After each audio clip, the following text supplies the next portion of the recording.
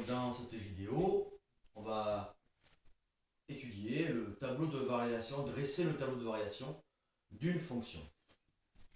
Donc ici par exemple, j'ai une fonction exponentielle.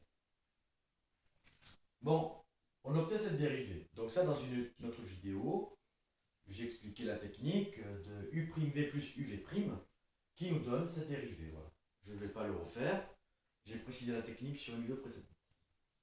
Bon, il se trouve que maintenant, pour dresser le tableau de variation d'une fonction, je vais étudier le signe de la dérivée.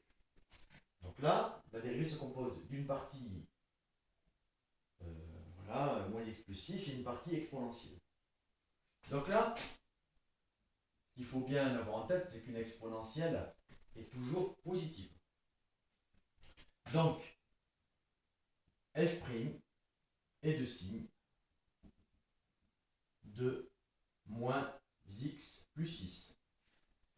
Alors moi, je conseille toujours les moins x de spécifier que c'est moins un x parce que des gens ont du mal à gérer le signe moins par la suite. Si vous mettez moins un x, mentalement, la gestion peut être plus simple pour certaines personnes. Alors là, moins un x plus 6, voilà, c'est pas au carré. Il n'y a pas de carré là-dedans, parce que s'il y avait un x au carré, il faudrait passer par le delta x1, x2. Ça fera l'objet d'une autre vidéo. Donc ici, voilà, je vais simplement, c'est une droite. Comme moins 1 négatif, c'est une droite qui descend. Si c'était positif, ça monterait. Alors quand ça monte, on vient du moins pour aller vers le plus, c'est moins plus. Et quand ça descend, on vient du plus pour aller vers le moins. Et comme ici ça descend, on aura donc, d'entrée de jeu, je peux déjà dresser un tableau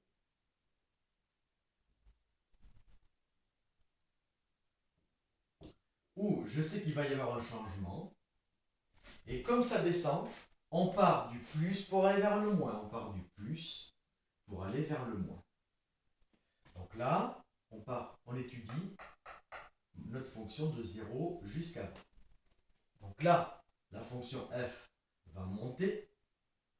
Et là, la fonction f va descendre. Reste à déterminer la valeur de changement. Cela fait l'objet de la résolution d'une petite équation. Donc, quand est-ce que c'est égal à 0? Il faut trouver pour quelle valeur de x cette expression est égale à 0. Ça revient à dire que moins 1x égale moins 6 et que x égale moins 6 sur moins 1. C'est pour ça que j'insiste. Si je n'avais pas mis, parce que déjà après, si je laisse moins x égale moins 6, ils me disent x égale moins 6. C'est délicat. Voilà. Il vaut mieux mettre moins 1. Du coup, après, il est parfaitement clair sur ce que l'on va faire par la suite.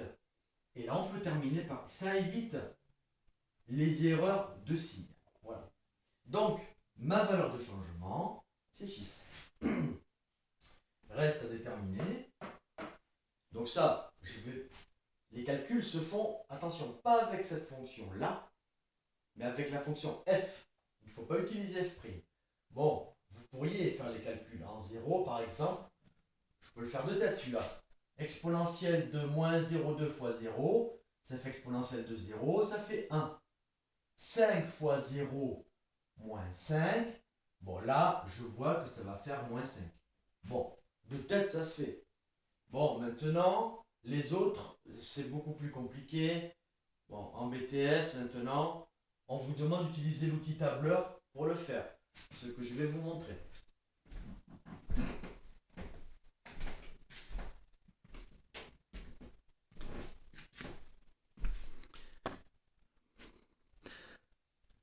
Bon, donc ici, je tape d'abord la fonction.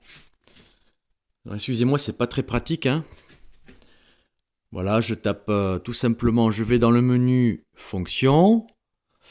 Bon, ben là, je vais taper, je vais dans les fonctions et je tape. Et attention, il ne faut pas se planter, c'est la fonction du dessus. Donc c'est 5x moins 5 fois exponentielle de moins 0,2x. Voilà. Bon, une fois je tape ça, donc là ensuite, voilà, je vais dans...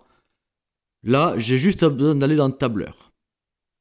Bon, en 0, donc on vérifie bien qu'on a moins 5. En 6, on voit qu'on a 7,53. Et pour trouver 20, alors 6, on peut très bien le retaper ici. Et 20, je le retape ici. Ça me donne les valeurs. Donc voilà. Et après, vous reportez ces valeurs sur le tableau.